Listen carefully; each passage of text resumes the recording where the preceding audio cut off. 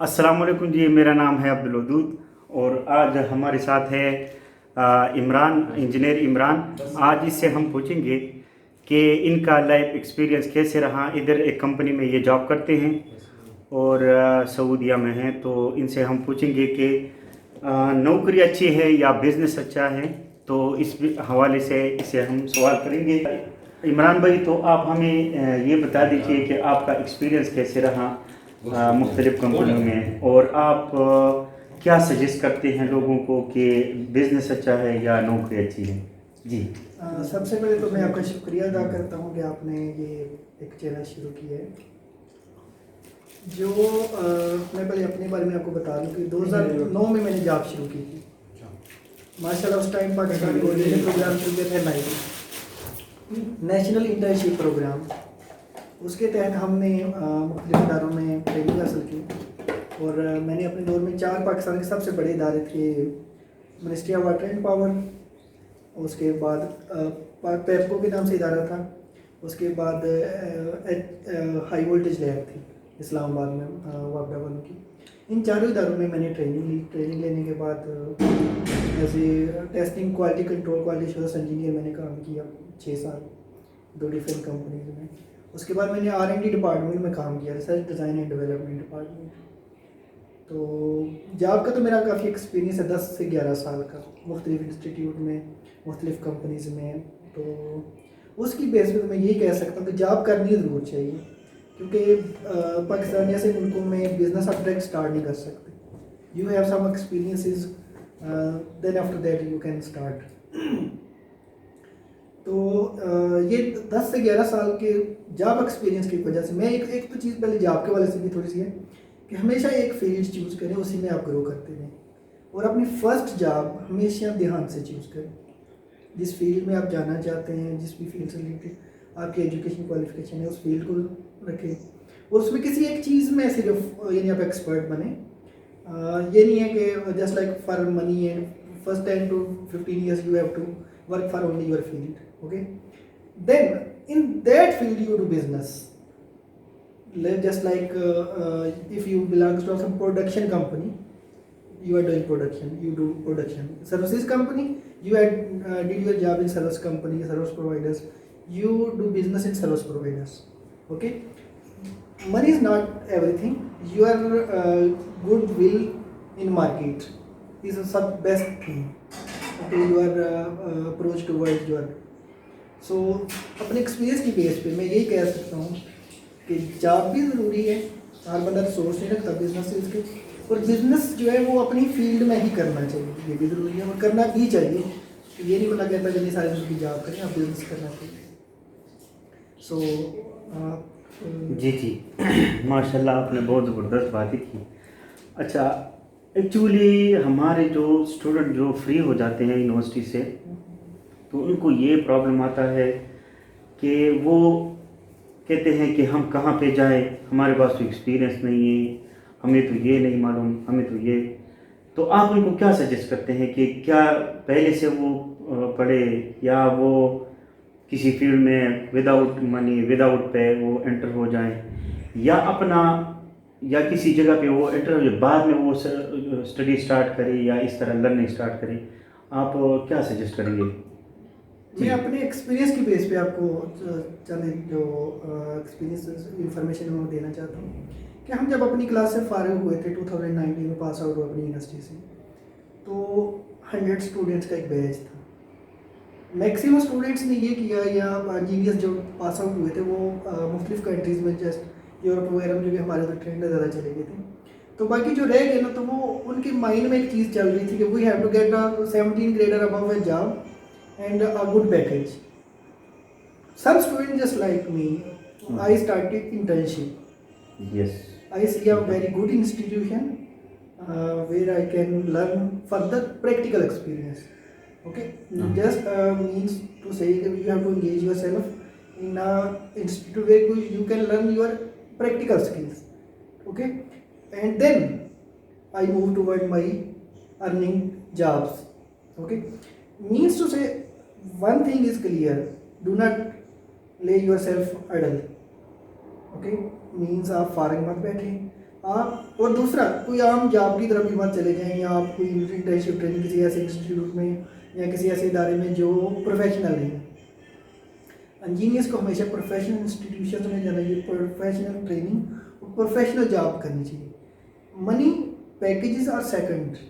Okay, ان شاء اللہ as per my opinion, as per my experience, اگر کوئی اسٹوڈنٹ کسی اچھے ادارے میں ٹریننگ لینے چلا جائے, پریکٹیکل ٹریننگ, وہ ناکام نہیں ہوتا زندگی. ٹھیک ہے, اور میٹر کرتا ہے. آپ یقین کریں کہ اگر آپ کسی بہت ہائی فائی ارننگ پہ چلے جاتے ہیں نا اور آپ کو پریکٹیکل نہیں پڑا تو آپ زندگی کے ایک اسٹیج پہ آ کے رک جاتے ہیں. لیکن اگر آپ کی ٹریننگ اچھی ہو آپ کا وہ, تو آپ بہت آگے تک جاتے ہیں. صحیح. یہ ہے. اچھا, تو عمران بھائی ایک اور ایشو ہے ہمارے اسپیشلی پاکستانی یا انڈین یا بنگال کے لوگوں کو کہ وہ سعودیہ آنا چاہتے ہیں کیونکہ ان کے پاس ایکسپیرینس نہیں ہوتے, وہ فریش گریجویٹ ہوتے ہیں یا وہ چند سال آئیڈل بیٹھے ہوتے ہیں, لیکن وہ کہتے ہیں کہ ہم نے سعودیہ, دبئی وغیرہ یہاں پہ جانے ہیں. آپ یہاں پہ سعودی میں ماشاءاللہ اچھی پوسٹ پہ کام کر رہے ہیں, آپ ان کو کیا سجیسٹ کرتے ہیں کہ سعودی میں آئے, جیسے بھی آپ فریش آئیں یا جو بھی آئیں, تو یہاں پہ کیسے آپ جاب کے لیے اپلائی کریں, کس طرح آپ ایک کمپنی میں انٹر ہو سکتے ہیں, یا ان کو کچھ وہاں پہ پہلے لرن کرنا چاہیے یا یہاں پہ کسی کمپنی میں پہلے لرن کرنا چاہیے ایک اسمال پہ اور پھر جو ہے نا آہستہ آہستہ انکریز کرنا چاہیے. آپ جی اپنے تھوڑا سا بتا دیجیے. بالکل بھائی, میرا 2 طرح کا ایکسپیرینس یعنی کہ جو اس فیلڈ میں, ون ہے کہ آپ فریش ہیں نا, when you are fresh pass out from Pakistan, you can come immediately to this kind of countries as a fresh graduate. You can work as assistant or something like learning or you can say a site engineer just like job. Okay, choose always a professional company. Do not work with just like thekedar. You understand what is thekedar? Yes, okay. Subcontractor, you can say. You do not work with subcontractors in any stage in Saudi Arabia or other countries. Gulf countries are very tough for professional jobs because here response is just like non-professional.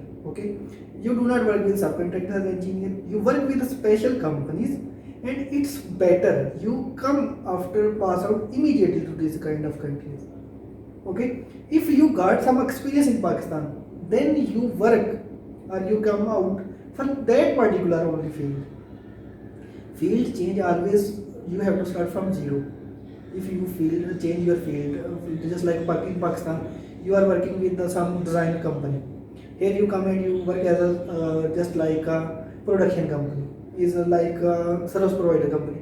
You are working just like from fresh and start. Okay, so if you are fresh, that's good. You come with some specific company. If you are experienced in Pakistan, then you particularly target that kind of company so that you can continue your sequence. Okay, inshallah that helpful that you can, if you have no budget in Pakistan, you are expected to come go to any other country like Saudi Arabia, UAE, other Gulf countries for education. If you are interested in education, you have to go to like Europe. For fresh jobs, you can come here in Gulf countries. It's better. Okay, صحیح. اور جی عمران بھائی, ایک اور یہاں پہ issue ہے کہ یہاں پہ جو ہمارے لوگ آتے ہیں وہ زیادہ تر کوئی عامل ویزے پہ آتا ہے یا کسی اور اس طرح کچھ ویزا لے کے آ جاتے ہیں, تو آپ کیا کہتے ہیں اس کو کہ اپنی فیلڈ کا ہی ویزا لے لیں یا جو عامل وغیرہ اس پہ آ جائے, کیونکہ جو عامل والے آتے ہیں, میں نے خود میرا اپنا یہ ایکسپیرینس رہا ہے کہ ان کے ساتھ بہت برا ٹریٹ کیا جاتا ہے.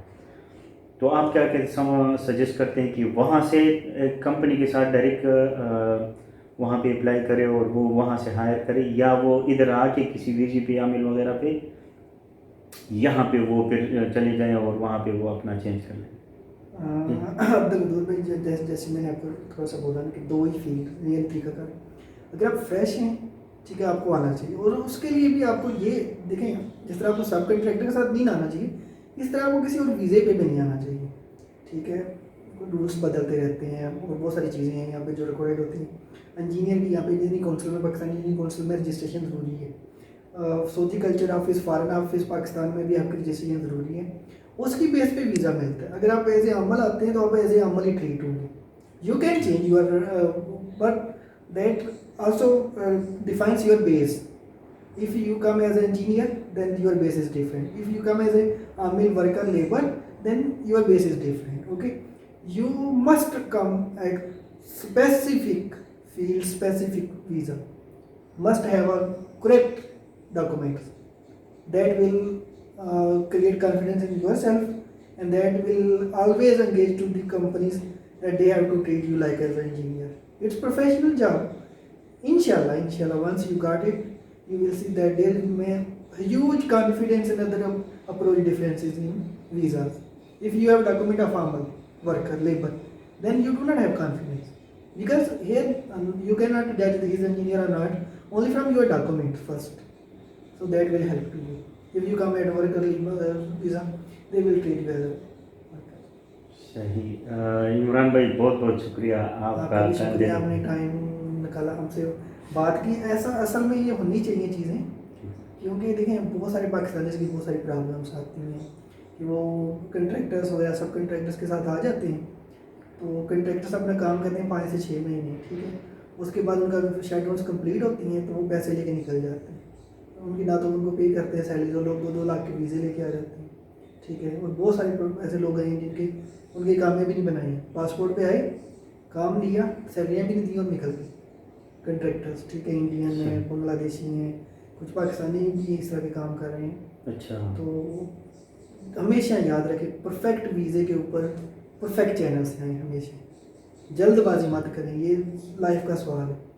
بہت ساری جیلوں میں ہمارے ادھر ایک موجود ہیں, NGO چلاتے ہیں پاکستان میں, تو وہ 15-20 ہزار ریال دے کے لوگوں کو جیلوں سے نکلوا رہے ہیں اس وقت. شمسی جیل ہے ادھر جدہ میں بنی ہوئی ہے, اس کے اندر شمیسی میں ہے, اور وہ ساری, اور ایسے ایسے دکھ ہیں لوگوں کے. ہم پڑھ کے سن کے رونا آتا ہے یار کہ گھر کے زیور بیچ کے لوگ آئے ہیں, 2-2.5-3 لاکھ روپیہ دے کے ویزا لے کے آئے, ٹھیک ہے. کوئی چھوٹی سی بات ہوئی ہے, کفیلوں نے کیا کیا, انہوں نے ان کو ریڈ مارک کر دیے, ٹھیک ہے, اس کا روف لگا دیے, بندے پھنس گئے. پیچھے کوئی بیک اپ والا بھی نہیں ہے, اور یہاں کی گورنمنٹ کو پاکستان سے بیٹھ کے یہاں جیلوں میں اپروچ کرنا بہت ناممکن ہے. اور ہمارے جیسے لوگوں کے لیے جن کی فیملیز, ٹھیک ہے, گاؤں وغیرہ کے جو لوگ, ہم پھنستے بھی زیادہ تر ہم لوگ ہی ہیں اس طرح کی کنٹریز کے لیے.